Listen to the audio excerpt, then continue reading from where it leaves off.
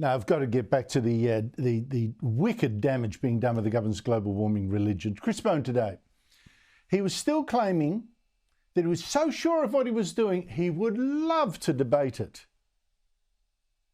I very much welcome a debate about the competing plans for energy prices that will be put before the Australian people at the next election. In fact, Bowen is so scared of debate about the damage he's doing that he skipped this debate in Port Stephens with the opposition's Ted O'Brien. That's out where locals are furious with Bowen's plan for a hideous wind farm off to their coast. The person with whom I was meant to be here tonight to have a good, thorough, comprehensive debate was this fellow here, the Honourable Chris Bowen.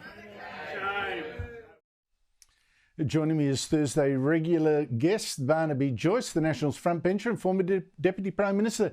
Barnaby, great to see you again. So, again today, we're reminded of the devastation being caused by Labor's net zero policies. I've got to ask, though, what about your own? I mean, where is the opposition? When is it going to finally admit that its own net zero targets are just as irrational and impossible and useless in making the slightest difference to our climate?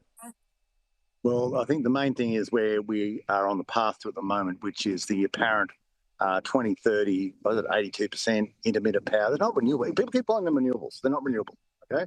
They're intermittent power. And where they are is not farms, intermittent power precincts.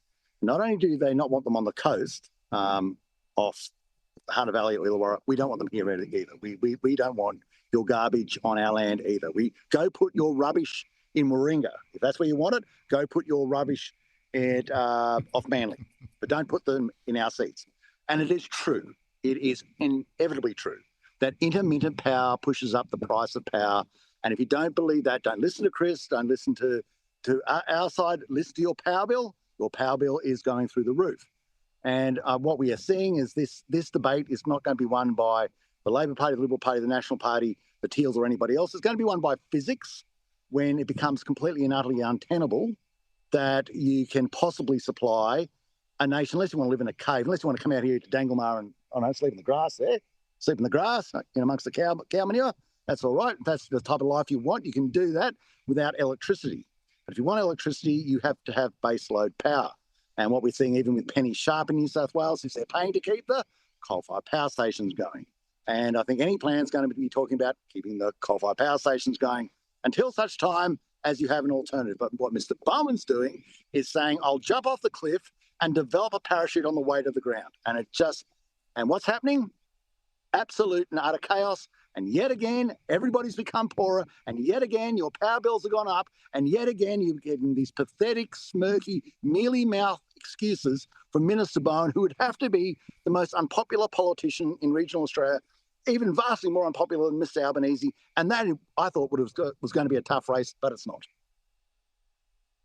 Barnaby, I notice you have neatly sidestepped my question about your own net zero target, because I know that you think it's an absolute dog as well and don't want to say it and cause embarrassment for the party, but it is just ridiculous. And as for Zali Steggall, the member for Warringah, she was celebrating no wind farms off the Warringah coast there, celebrating. I know they've got to be everywhere else but around. I mean, talk about it. Doesn't it just drive you insane? Like this whole garbage that we're doing to ourselves, driving our nation into destitution, putting people out in the street, is to make Zali and her ilk happy. This was for her. You're doing all this for her.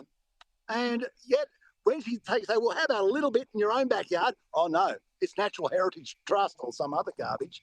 Now, have it in your own backyard, Zali. Put the transmission lines over Mossman. Go stand behind your virtue.